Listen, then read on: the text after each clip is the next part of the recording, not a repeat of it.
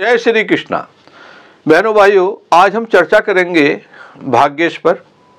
जैसे कि मैंने बताया कि यदि हम जीवन में धन, मान, पैसा, प्रतिष्ठा प्राप्त करना चाहते हैं और ज्योतिष का सहारा लेना चाहते हैं तो हमें कुछ ज्योतिष अवश्य सीखना पड़ेगा, जिसके सहारे हम अपनी उन्नति कर सके, अपने परिवार की उन्नति कर सके। यदि हम पिछले जन्म के कुछ गलत कर्मों के अनुसार परिवार किसी भी कारण या हम किसी भी कारण संकट में आ जाते हैं तो हम उसका निवारण कैसे करें। मेरा शुरू से ध्येय रहा है कि घर घर में ज्योतिष जाए और ज्योतिष की जो सही जानकारी मिले उसके द्वारा हम उसका फायदा उठाएं। जैसे मैंने बताया कि सबको कम से कम इतना जरूर जान लेना चाहिए कि कितनी ग्रह होती हैं, केतु, शुक्र, सूर्य, चंद्र, मंगल, राहु, बृहस्पति, शनि, बुध, कितनी राशियां होती है और कितने भाव होते हैं।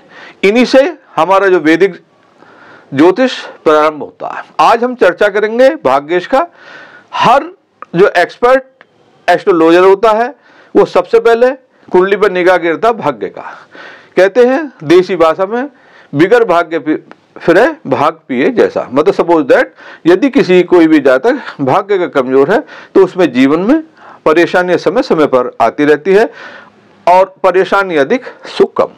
यदि हम ज्योतिष जानते हैं तो हम उसका निवारण करेंगे और आगे बढ़ेंगे। आज हम फिर वही चर्चा करेंगे कि हम सुख, धन, मान, पैसा, प्रतिष्ठा कैसे प्राप्त करने आते हैं भाग्येश में। देखिए, हमेशा ध्यान रखो, मैंने कहा था कि ये 12 भाव होते हैं। 1, 2, 3, 4, 5, 6, 7, 8, 9, 10, 11, 12। यहां नंबर कुछ भी आ सकता है, हम इसे कहेंगे प्रथम भाव। दूसरी बात, ये जहां 2 डंडे लगा रखे हैं इसको कहते हैं हम लग्न। लग्न हमेशा अप्रोक्सीमेटली 2 घंटे बदलता रहता है। यहाँ जो भी लग्न आएगा 1 से 12 तक आ सकता है। यहाँ वो नंबर बढ़ेंगे और ऐसा हम घुमाते चले जाएंगे। मतलब 12 हाउसेस को उसकी पूरी गिनती कर देंगे। सपोज कर लो 3 आ जाता है, 3, 7, यहाँ 2 आ जाएगा, मतलब पूरे हो जाएंगे। अब देखो, हम चर्चा करते हैं भाग्येश पर। ये जो 9th हाउस है, अगर हम इसमें चर्चा कर रहे हैं, इनके जो फंडे हैं, तो ये त्रिकोण में सबसे बलिष्ठ हाउस होता है। इसका बलिष्ठ होना जीवन में अनिवार्य होता है। कहते हैं जिसका भाग्य बली होता है 80% वो जीवन के युद्ध जीत जाता। हालांकि फलित आता पीएससी से, पॉजिटिव एक्सपर्ट कंजक, स्थिति दृष्टि युति से। आज हम चर्चा करेंगे केवल 9th हाउस में भाग्येश की। मैंने एक, आप मेरे उसमें देखेंगे बोर्ड में, स्क्रीन में भी देखेंगे कि मैंने एक जो ऋषि पाराशर जी कहते हैं, जो मूल ग्रंथ है उनका, कि भाग्येश 12 हाउसेस में जाते हैं तो वहां क्या करते हैं, मैंने उसके साथ कोई छेड़छाड़ नहीं करी, उसे अवश्य पढ़ें। फिर हम जो निरंतर खोज करते रहते हैं हम उसकी चर्चा करते हैं। हमेशा ध्यान रहे, कोई भी ग्रह, कोई भी अब भाग्येश हो, 10th हाउस का स्वामी हो, प्रोफेशन का, 6-8 बार चला जाता, उसके कारक तो क्षीण हो जाते हैं, वक्री हो जाता, अस्त हो जाता, तो उसमें क्षीण आ जाता। अब फिर हम वो चर्चा करते हैं भाग्येश की। सपोज कर लो आपका ये भाग्येश प्रथम भाव में है, मोटी मोटी बातें बता रहा हूं, तो जातक स्वयं भाग्यशाली होगा, धनवान होगा, प्रतिष्ठित होगा और अपने लिए भाग्यशाली होगा। एक 20 चीजों को बताता, लेकिन मैं शॉर्ट में बता रहा हूं। जो मैंने पेज लिखा है ऋषि पाराशर के अनुसार उसे अवश्य पढ़ना है। ये दूसरे भाव जो होता है ये धन भाव का होता है। यदि भाग्येश यहाँ बैठ जाता है तो जातक धनवान होगा, परिवार के लिए शुभ होगा, उसकी जो है आंखें संबंधी कोई बीमारी नहीं होगी। फिर आते हैं हम 3rd हाउस में। यदि भाग्येश सपोज कर लो 3rd हाउस में आ जाता, एक सिद्धांत होता है, कोई भी ग्रह सप्तम दृष्टि से अवश्य देखता है, तो यहाँ भाग्य देख के 9th हाउस को दृष्टि देगा तो जातक स्वयं भाग्यशाली हो जाएगा, पराक्रमी हो जाएगा और उसे हमेशा छोटे भाई बहनों को सहारा मिलेगा। यदि भाग्येश 4th भाव में आ जाता है यहाँ पर, तो जातक जरूर अवश्य ही प्रॉपर्टी युक्त होगा। यदि आप कहते हैं ना, आपने एक ध्यान सुना होगा कि किसी का भाग्य उदय संतान से हो जाता है, किसी के पास बहुत प्रॉपर्टी होती है, किसी का भाग्य शादी के बाद हो जाता है। यदि आपका भाग्येश यानी कि 9th हाउस का स्वामी 5th भाव में बैठ जाता तो आपकी संतान अवश्य ही सफल होगी और जातक का जो भाग्य उदय होगा वो आफ्टर संतान होगा। जब उसकी संतान हो जाएगी, जातक पढ़ा लिखा होगा, विद्वान होगा, उसके एजुकेशन संबंधित कार्य से उसकी बढ़ोतरी होगी जीवन में। यदि ये भी नहीं होता तो उसकी संतान अवश्य ही उसके भाग्य में वृद्धि करेगी। अब आते हैं हम 9th हाउस को 6th हाउस में।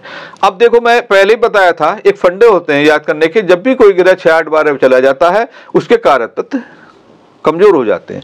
यदि भाग्येश जीव 6 हाउस में चला जाता है तो जातक ऋणी रह सकता है, बीमार रह सकता है, माँ बाप पक्ष कमजोर हो सकता है। फिर मैं कहता हूं एक ही भाव 120 होते हैं, मतलब उनकी कार्य तत्व में कमजोरी आ जाएगी। अब आ जाते हैं अब सप्तम भाव में। मैं क्योंकि वो शॉर्ट में बता रहा हूं, केंद्र त्रिकोण का भी संबंध हो रहा, केवल हमें तो ये देख रहा है कि हमारे जो भाग्येश है वो हाउस 12 हाउसेस में घूम रहा है, वो क्या क्या क्या कर रहा।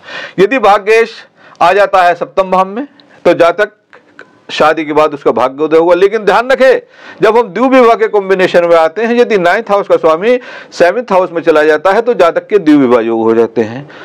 ऐसे जातक को अपना द्विविवाह योग अवश्य किसी कर्मकांडी ब्राह्मण से शादी से पहले समाप्त करा लेना चाहिए। अब आते हैं भाग्येश का 8th हाउस में। तो भाग्य 8th हाउस में क्या है? अचानक हर कार्य में रुकावट, मृत्यु तुल्य कष्ट, सडनली का यहाँ होना।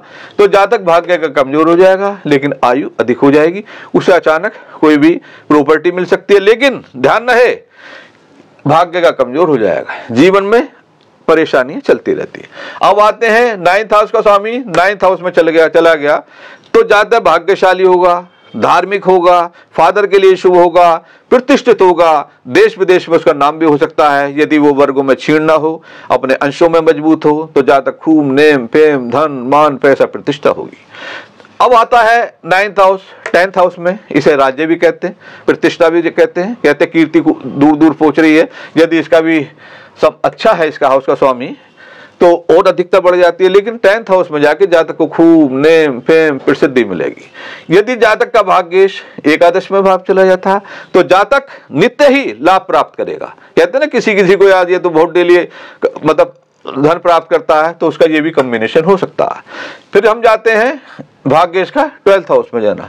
आपने देखा होगा हर कार्य में परेशानी, कार्य रुक रुक के होने, कोई भी चीज आसानी से नहीं मिलती, ये उसका कॉम्बिनेशन होता है यदि भाग्येश 12th हाउस में चले। ध्यान रहे लेटेस्ट रिसर्च के अनुसार यदि भाग्येश आपका 12th हाउस में चला जाता है और आप विदेश जाने के यानी घर से दूर जाने के लिए आपके योग बनने, साधन बनने, आपकी जो नीड है वो पूरी हो रही है, तो ऐसा जातक विदेश में यानी कि घर से दूर अधिक सफलता प्राप्त कर देता है।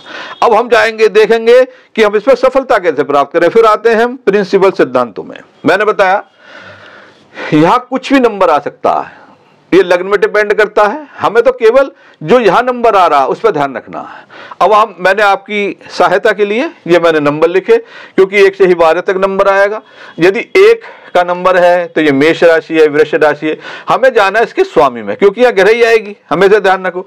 यदि 1 राशि है तो आप देखो मंगल, यदि यहाँ सपोज कर लो 9 राशि आ गई तो यहाँ आगे गुरु, यहाँ आगे 12 नंबर तो यहाँ आगे गुरु, क्योंकि 9 और 12 की भी गुरु होता, 10 और 11 का शनि होता। इस तरीके से ये भाव घूमते रहेंगे।